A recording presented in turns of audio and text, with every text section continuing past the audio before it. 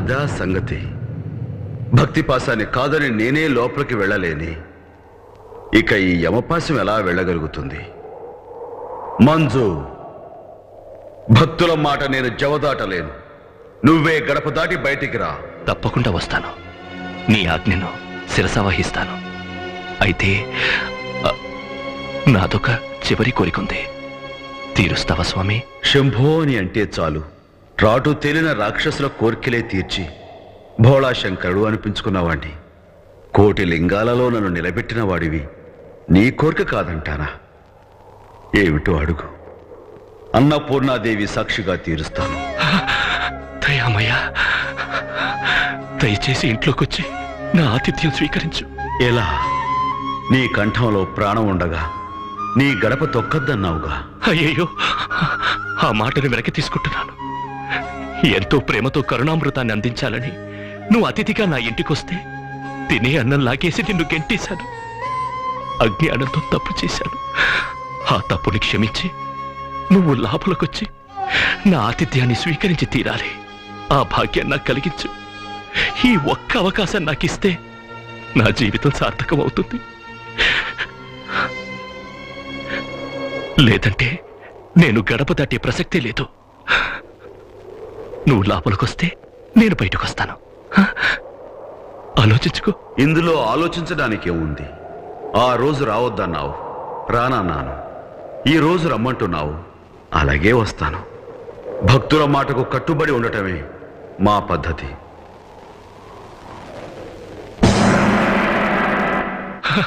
రా స్వామి.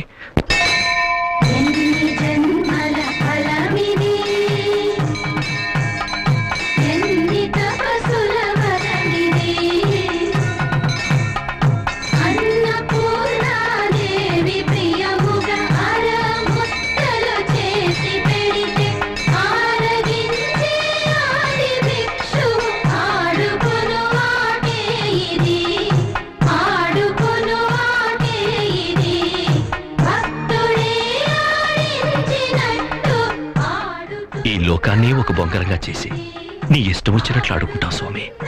ఆ ఆటలు ఎంత అలిసిపోయావో ఏంటో. తిను. నువ్వే లేవని నాకు, నువ్వే అంతా అనే ఆమెతో ముడేశావు. నువ్వే ఆ ముడి విప్పుతున్నావు. తల్లి, తండ్రి, భార్య, బిడ్డలు, అన్న, తమ్ముడు, ఆస్తి, పాస్తి, ఇలా ఎన్నో బంధాలలో జీవుడిని ఇరికిస్తావు. ఆ చిక్కులన్నీ మృత్యువనే ఒక చిన్న స్పర్శతో చటుక్కున తెంపేస్తావు. ఆహా, నీకు సాటి నువ్వే లీలామయ్య.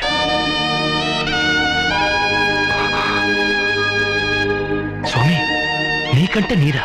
నా లీలలే నాకు గుర్తు చేసి కంట తడిపెట్టేలా చేస్తున్నావు. ఆనంద స్వరూప, నీకంట నీరు రాకూడదు.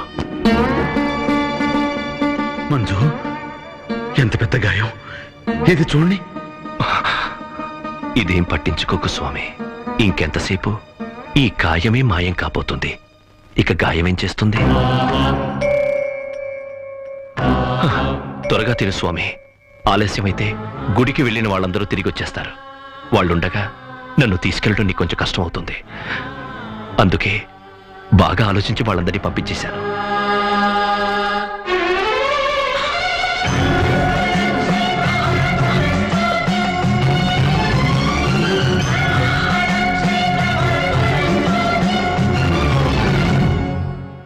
స్వామి, నా మొర ఆలకించి నువ్వు లోపలికొచ్చావు. నీ ఆజ్ఞ ప్రకారం తృప్తిగా బయటకొస్తాను. ఓం నమః శివాయ.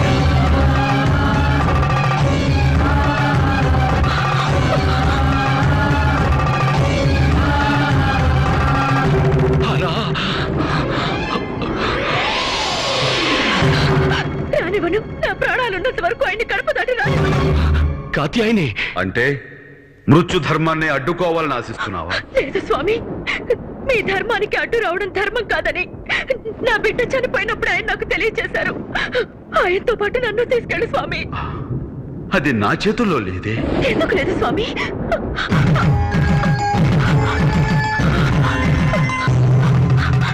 ఆయన నెత్తడితో పెట్టుకున్న ఈ బొట్టుని తుడి చెయ్యకు స్వామి. నువ్వే దీర్ఘ సుమంగళి భవాన్ని ఆశీర్వదించింది మర్చిపోకు. ఆయనతో పాటు నన్ను నీలో ఐక్యం చేసుకో. అర్ధనారీశ్వర, ఈ భక్తురాలి కోరికను మన్నించు, మన్నించు స్వామి.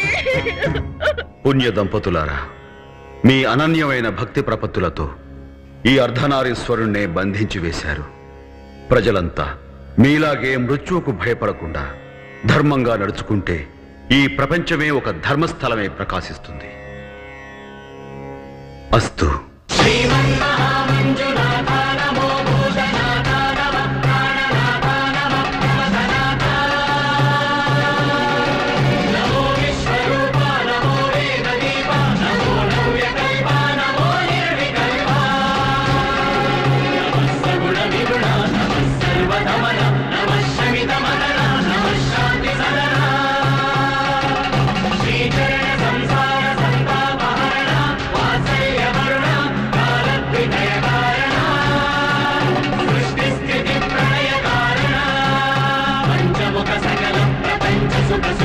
విశాల